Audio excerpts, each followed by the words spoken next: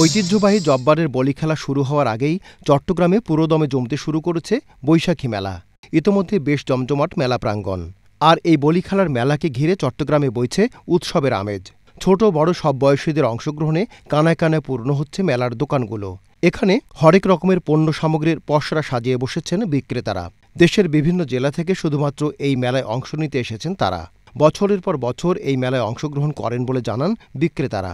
আমরা আসছি সিলেটনে, কাস্টমার তো দেখা আছে, ঠিক আছে, এখন তো বেচা বিক্রি তো আর হয় নাই, এখন আশাবাদী হইব। আমরা জব্বরের মেলা বেশি অ্যাটেন্ড করি, আমরা একটা আনন্দ লাগে।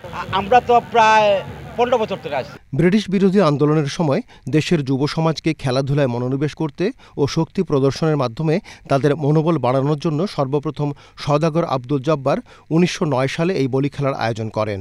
খেলা উপলক্ষে 100 বছর আগে সেই থেকে এখানে বৈশাখী মেলার আয়োজন করা হয়ে থাকে, যা জাঁকজমকভাবে প্রতি বছরই চট্টগ্রামে অনুষ্ঠিত হয়ে আসছে।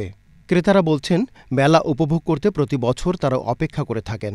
তবে পণ্য অনুযায়ী দাম বেশি নেওয়া হচ্ছে বলে অভিযোগ করেন কেউ কেউ।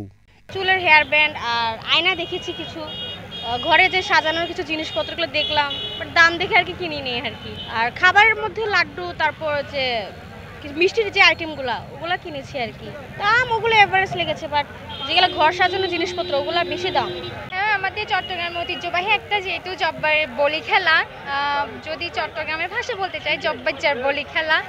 তো এই আসলাম, দেখতে আসলাম আসলে এখানে কেমন উঠছে, যেমন ফুল, মাটির হাড়ি, অনেক কিছুই তো পাওয়া যায়। তো এখানকার দাম কেমন, সো এইগুলো দেখার জন্য আসলাম, একটু পুরোটা ঘুরে ফিরে দেখবো, তারপরে কিনবো আর কি। হয়তো আপনার এখানে হচ্ছে গিয়ে যে মাটির জিনিসগুলো আছে, আর মানে যেগুলো আমাদের চিটাগাংয়ের ঐতিহ্য আছে, এগুলো সাধারণত আমরা অ্যাজ ইউজুয়াল দিনে পাই না। আর প্লাস জিনিসগুলোর দাম একটু তুলনামূলক অন্যান্য জায়গা থেকে একটু কম হয়, যে কারণে সবাই বসে থাকে যে কখন হবে এই মেলা অ্যান্ড সবাই আসবে এখানে।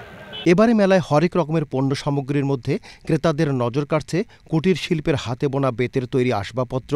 এছাড়াও মেলায় উঠেছে কাঠ ও মাটির তৈজসপত্র। সকাল বিকেল নির্দিষ্ট কোনো সময় নেই। বছরের এই সময় আসলেই চট্টগ্রামে লালদিঘির মেলা চলে গভীর রাত পর্যন্ত। এবারে মেলায় ছোট বড় সহ প্রায় 2 শতাধিক স্টল দেওয়া হয়েছে। সব মিলিয়ে বলা চলে, বলি খেলা ও মেলাকে ঘিরে চট্টগ্রামে চলছে উৎসবের আমেজ। চট্টগ্রাম প্রতিনিধি রায়হান হোসাইনের পাঠানো তথ্য ও ভিডিওচিত্রে মিজান তালুকদার, আপডেট টিভি।